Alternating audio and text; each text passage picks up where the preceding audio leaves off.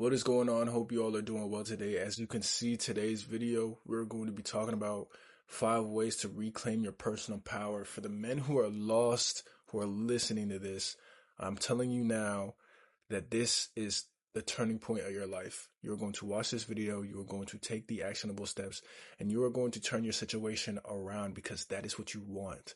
That is what you were looking for in this video. And I promise you, if you stick with me, then you're going to gain something from this video. Now let's hop right into it. As you can see, this is me from a couple of years ago. As you can see, I don't have hair, I don't have locks, right? And this was just a different man completely, inside and out. Internally, I was not the man that I am today. I was weak. I conformed to the people around me, meaning that I basically performed for other people's approval. I did everything for the attention of other people. I mean, the way that I dressed, the way that I looked, just the way that I portrayed myself in general is completely different to how I portray myself today. As you can see in this next slide, this and this are two completely different people. This was a man who was lost, had absolutely no direction over his life, had no plan, no idea what to do with the ambition that he had. Because I've always had ambition, but I just didn't know what to do with it. This was a man who took action. This was a man who is confident. This is a man who stopped trying to please other people, stopped trying to live for other people, stopped letting women treat him a certain type of way, and just took action over his own life. This man is not lost. And I'm not here saying that everything is figured out, but I'm saying this man and this man are two completely different people.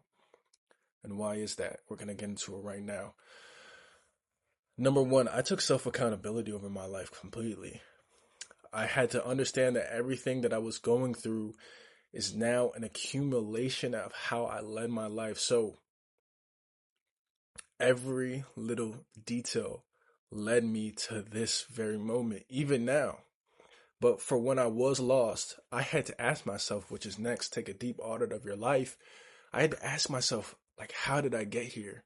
How did I end up in this situation? How did I end up in a rut?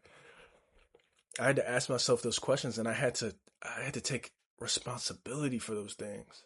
I had to stop running from the pain. I had to stop blaming other people for the way that my life was. I had to take responsibility and accountability for my life. And again, you need to ask yourself, how did you end up where you are now, and what could you have done to change it? You had to face the consequences and stop trying to run from them. Stop trying to run from responsibility. As you can see next, it says assume and embrace it. You need to embrace responsibility. You need to accept responsibility, and you need to assume it even if nobody asks you, right? Let's say you're in a classroom for whatever reason, college, whatever, seminar, you're at work. If somebody says, who wants to do this? You need to raise your hand and you need to say, I'm going to do this. Not because I don't want to, not for any other reason other than I am choosing to be responsible for this. Why? Because you can. Stop talking and start doing. All the accountability is an action. Responsibility, you can say you're responsible for this, that, and that, but accountability, you have to take action for it. That's what accountability is. Now, as you can see, there's an actionable step. And what I want you guys to do with this actionable step, I want you to take just a few minutes out of your time, pause this video, and take action. As you can see, tell yourself that it's your fault. Take 2 minutes. Look at where you are now and tell yourself that it's your fault. Not blaming anybody, because it's so easy to blame other people. And in some situation, it might really look like it's their fault. And I'm not going to say it's not. But I'm telling you, you need to assume that responsibility.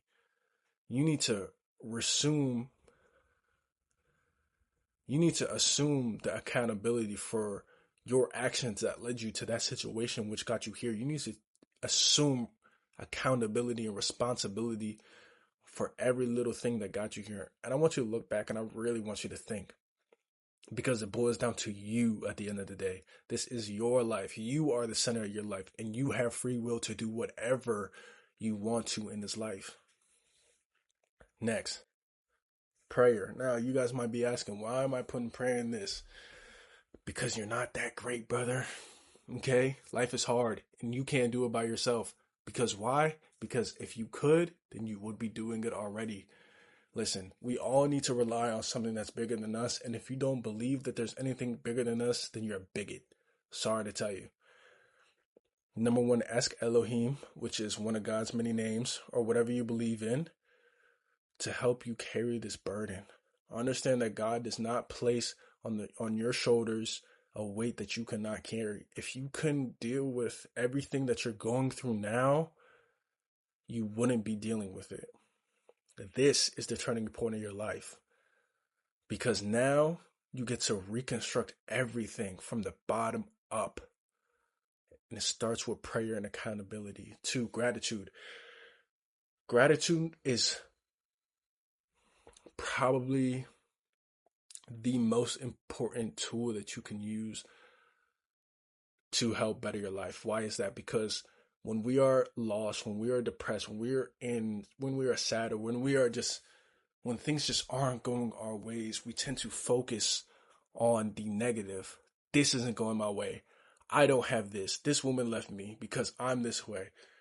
Blah, blah, blah, blah, blah. We can go on and on and on. But gratitude, it centers us.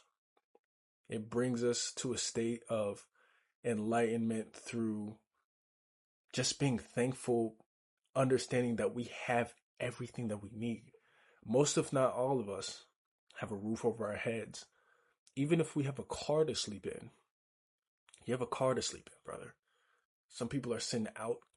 Some people are sleeping outside in a war zone. Some people are sleeping under bridges. Okay? You have food. You have water. You have a bathroom. You woke up in good health. Most likely, you have a roof over your head. You have both parents, if not one parent. And if you don't have either parents, you have a figure. You have something. Not everybody gets these blessings. I'm telling you now. You go halfway across the world to a third world country, see how they're living. Go to a hospital, see how they're living. Brother, you have no room to complain. And we're complaining because a girl left us. We're lost because we don't have money right now. Brother, you're looking at the wrong things. Be thankful for every little thing. We're gonna go on to the next one now. Is pair your prayer with actions. Faith without works is dead. You can't pray for something and not do something about it. Again, be accountable. We're not going to stay too long in this. And ask God questions. Ask him whys, because seeking you shall find. Next actionable steps is name 5 things that you are thankful for. I need you to do this. Write it down right now. 2 minutes. That's all it takes. Control your environment. Clean your room daily. Create an environment for discipline. Now, what I mean by create an environment for discipline, we can't focus when we are in a room full of clutter. Make your bed in the morning. Make it so it's easy to be focused on the things that you want to do, on your goals, on becoming better. This is not easy. I know. It said clean your room. Sounds like, trust me, I get it. It's not easy, but I need you to just do this real quick. Create an environment where you don't have to even think, oh, my room is dirty. It's something that's in the back of your head that you don't even have to think about anymore. Make your bed every single morning. How you do anything is how you do everything. Making your bed in the morning is a simple discipline. It's just one tally mark consistently over time that you can stack up that is going to make you better. Simple as that. Replace the wrong people in your life for the right people. Now, some people will tell you that it's not good to cut people off. oh, you shouldn't do this, you shouldn't be. Let me tell you something. The wrong people will determine your life. There's a quote, I'm sure we've all heard it. You are an accumulation of the 5 people that you hang around. This is very true. If you're around a bunch of people who are lost, if you are around a bunch of losers, if you're around a bunch of broke people, let me tell you, you're going to be the next one. It's simple math. Because guess what? We all conform to a crowd. Whether we want to believe so or not, we all conform to the crowd. It's just how it is. Next, set your clothes up the night before. Again, it's streamlined. You don't have to think about it. It gives you power and control over your life. Listen to music or podcasts that lift you up. Oftentimes, people listen to music that is congruent with their mood. This ultimately keeps them where they are. This doesn't lift them up. Oh, I'm sad. I'm going to listen to sad music. You think you're going to get out of that sadness by listening to sad music? Brother, that's not how it works. Next, just clean up your phone. Get rid of the contacts that you need to get rid of. The apps. Whatever it is. Go on your phone, just wipe it clean. Start fresh. Have a fresh slate to build up from. Next actionable step is clean your environment.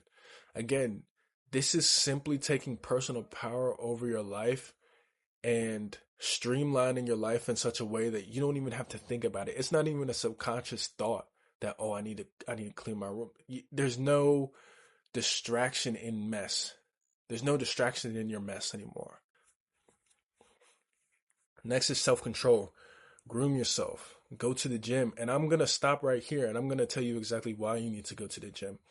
As you guys saw in my transformation, one of the biggest things that you noticed is my physique. When I really assumed personal power over my life is when I went to the gym. When I stayed in the gym. Why is that?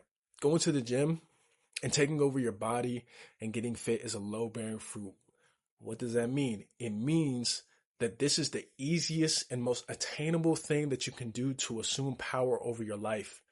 Is taking care of your body. Yes, you can clean your room, but when you take care of yourself, when you take care of the person that God has created on this earth, I'm telling you now, the confidence from the man in the first slide, from the man to the second slide is 10x, 100x. I'm telling you, at one point, I could not even walk outside without being ashamed of myself. Not just because of what I look like, but for an accumulation of different things that I did that got me to where I was. But when I took care of my body, when I told myself I'm never going to quit going to the gym until I get to the place that I wanted to get to, which will be never, which means I'm always going to be in the gym, things changed. My body changed. My confidence changed. The way people talk to me changed. The way women looked at me changed. Everything changes when you're fit. I'm telling you now, you need to do this. It's not negotiable. Okay? I'm not asking you, oh, can you go to the gym and no. Go to the gym. If you can't go to the gym, do push-ups, sit-ups, whatever you gotta do, calisthenics at home until you can go to the gym. This is what it costs, brother. You want to change, you want to get better? It starts here. Understanding your masculinity. Now, I'm not a red pill guy, right? I'm a Renaissance man. And masculinity has been portrayed a certain way through the internet, but I just want you to look up videos about what a masculine man is. I need you to find somebody who has genuine views on this topic, and I need you to really get a better understanding. Not all of us were raised in a masculine environment. Not all of us had spearhead leaders as fathers or coaches or whatever. And this is what most men are missing these days. Until you find this piece of yourself, you will never get to the man that you want to be. You will never get out of being lost. Because if you don't have your masculinity, you're already lost. Because you are a man. You are a masculine man. And whether you think, oh, alpha, no. It's not about any of that. It's about embracing your masculinity as a man. It is part of you. If you don't have that, you're lost completely. Control the foods that you eat. Take control of your thoughts, your appetites, and your gonads, being your balls, brother. You can conquer. When you conquer your body, you take full control over your life. And and there was a saying, I forgot exactly who said it, but he said if you can conquer your appetites, your thoughts, and your balls, then you can conquer your life. This is what it costs. And by all means, this is the most difficult thing, but if you don't start now, I'm telling you, you'll never get there. Next, do something out of the normal. Break the habit loop cycle. Listen, I don't care if you got to sleep on the other side of the bed. I don't care if you have to move your bedroom around after you clean it up, what you're going to do. You need to do something. Wake up earlier. Take a cold shower. Go for a run. Like, you need to do something that's going to break that loop. Actionable steps. Do 10 push-ups. And if you can do more, right? I started my fitness journey with push-ups. I could not go to the gym because I was so scared. I could get the membership, but I was so afraid because I thought other people going But I was so afraid because I thought other people were going to talk a certain way about me, think this, think that. I just got to doing push-ups until I could do 50, 60 push-ups at a time. And then I was like, okay, yeah, I'm ready to go to the gym. But it took me breaking myself down with push-ups, with sit-ups, with X, Y, and Z until I built the confidence through the strength that I did build in that time to go to the gym. But it's just about doing something. It's something that I could control. It's something that I could do next. And lastly, plan for tomorrow. This is key. This puts the ball back in your court.